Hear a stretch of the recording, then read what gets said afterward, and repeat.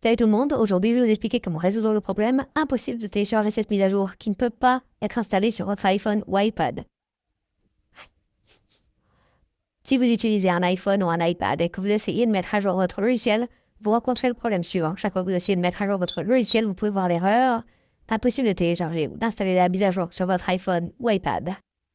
Voyons donc quelques solutions possibles à ce problème.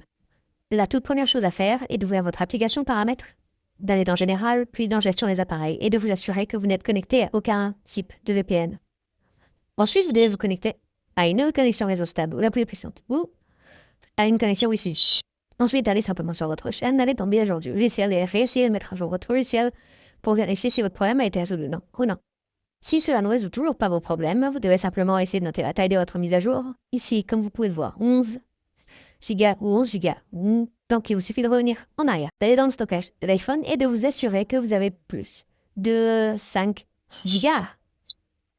5 Giga de plus que la taille de votre mise à jour. Donc, si la taille de votre mise à jour est, disons, de 12 Giga, vous devez libérer environ 17 à 20 Giga dans le stockage de votre iPhone.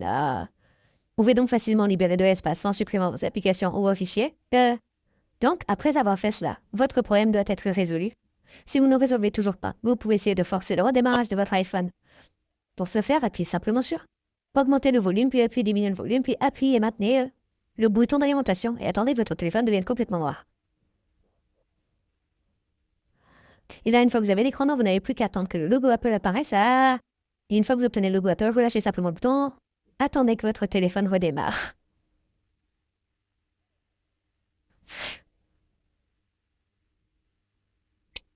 Après le redémarrage, déverrouillez simplement votre téléphone. Et là, vous devez réessayer pour vérifier si le problème a été résolu ou non. Donc, votre problème doit être résolu. Merci beaucoup d'avoir regardé la vidéo. À la prochaine vidéo. Au revoir.